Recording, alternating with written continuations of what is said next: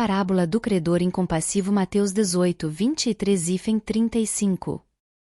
Então Pedro aproximou-se de Jesus e perguntou: Senhor, quantas vezes deverei perdoar a meu irmão quando ele pecar contra mim? Até 7 vezes?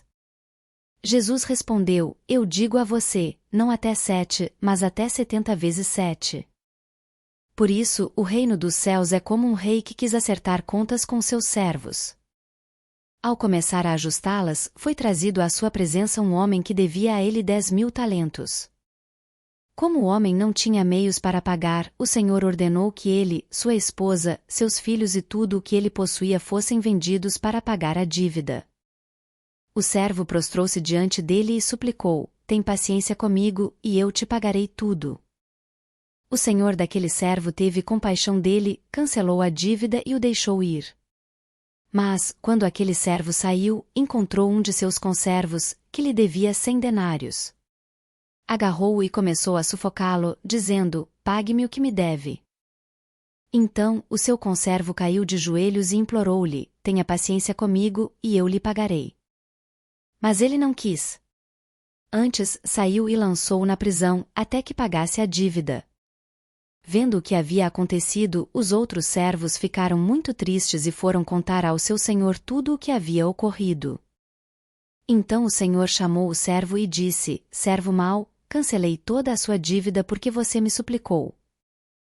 Você não devia, igualmente, ter compaixão do seu conservo como eu tive de você? Indignado, o senhor entregou-o aos torturadores até que pagasse tudo o que devia. Assim também lhes fará meu Pai Celestial, se cada um de vocês não perdoar a seu irmão, de coração. Essa parábola destaca a importância do perdão e da compaixão, enfatizando que aqueles que experimentaram a graça devem, por sua vez, estender essa graça aos outros. O perdão é um princípio central no ensinamento de Jesus. Na oração do Pai Nosso, Mateus 6,12, Jesus também ensinou esse princípio divino, que devemos perdoar aqueles que falham conosco. Assim, Deus também nos perdoa. O reino de Deus é o reino do perdão. Aqueles que não perdoam, demonstram não fazer parte deste reino de graça e perdão porque não reconhecem o quanto eles próprios foram perdoados por Deus. A aplicação desse ensino às nossas vidas é simples e profundo: perdoe sem limites. Mesmo que pareça difícil, ou que a dívida ou ofensa cometidas contra você tenha sido horrível, lembre-se, você também é um pecador perdoado. Parábola do Bom Samaritano. Lucas 10, 25-37. Certo dia, um perito na lei levantou-se para pôr Jesus à prova e perguntou-lhe: Mestre, o que preciso fazer para herdar a vida eterna? Jesus lhe perguntou: O que está escrito na lei? Como você a lê? Ele respondeu: Ame o Senhor, o seu Deus, de todo o seu coração, de toda a sua alma, de todas as suas forças e de todo o seu entendimento, e ame o seu próximo como a si mesmo. Disse Jesus: Você respondeu corretamente. Faça isso e viverá. Mas ele, querendo justificar-se, perguntou a Jesus: E quem é o meu próximo? Em resposta, Jesus disse: Um homem descia de Jerusalém para Jericó, quando caiu nas mãos de assaltantes. Estes lhe tiraram as roupas, espancaram-no e se foram, deixando-o meio morto. Um sacerdote vinha por aquele caminho e, ao vê-lo, passou pelo outro lado. De maneira semelhante, um levita chegou àquele lugar, viu o homem e passou pelo outro lado.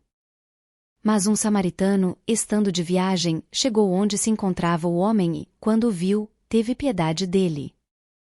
Chegou-se a ele e fez curativos em suas feridas, derramando óleo e vinho. Depois colocou-o sobre o seu próprio animal, levou-o para uma hospedaria e cuidou dele. No dia seguinte, deu 2 denários ao hospedeiro e disse-lhe: Cuida dele, e quando voltar eu pagarei todas as despesas que você tiver. Qual destes 3 você acha que foi o próximo do homem que caiu nas mãos dos assaltantes? O perito na lei respondeu: Aquele que teve misericórdia dele. Disse Jesus: Vai e faça o mesmo. Esta parábola ensina sobre a compaixão, o amor ao próximo e a importância de agir em favor daqueles que estão em necessidade, independentemente de suas origens ou circunstâncias. o bom samaritano é apresentado como um exemplo de verdadeiro amor ao próximo. Jesus termina a parábola do bom samaritano perguntando ao doutor da lei quem provou ser o próximo do homem ferido. O estudioso teve de dizer que foi o homem que teve piedade dele, isto é, o bom samaritano. Então Jesus concluiu: vai e continue fazendo o mesmo, Lucas 10:37. Jesus não ensina que as boas obras e o cumprimento da lei levam à salvação.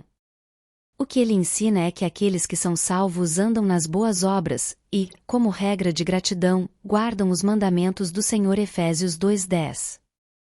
Nesse sentido, o significado da parábola do bom samaritano pode ser resumido no conselho de Tiago: tornai-vos, pois, praticantes da palavra, e não apenas ouvintes, enganando-vos a vós mesmos. Tiago 20:2.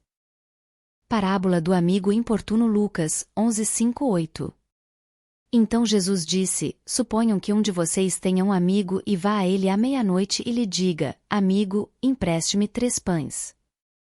Porque um amigo meu chegou de viagem à minha casa e eu não tenho nada para lhe oferecer. E o que estiver dentro responda: não me incomode. A porta já está fechada e eu e meus filhos já estamos deitados. Não posso me levantar para lhe dar pão. Eu digo a vocês, embora ele não se levante para dar-lhe pão por ser seu amigo, por causa da importunação, se levantará e lhe dará tudo o que precisar. Nesta parábola, Jesus ensina sobre a persistência na oração, ilustrando o conceito de pedir, buscar e bater, Lucas 11:9-10. A Bíblia certamente nos ensina que Deus ouve nossas petições e conhece nossas necessidades. Mas ela também ensina que a vontade soberana dele sempre estará acima dos nossos desejos e ansiedades. Podemos aprender a mesma lição em Mateus 6:33 que diz: buscai primeiro o reino de Deus e a sua justiça, e todas essas coisas vos serão acrescentadas. Parábola do rico insensato. Lucas 12:16-21. Então lhes disse uma parábola, dizendo: a terra de um homem rico produziu com abundância. E ele arrazoava consigo mesmo, dizendo: que farei, pois não tenho onde recolher os meus frutos?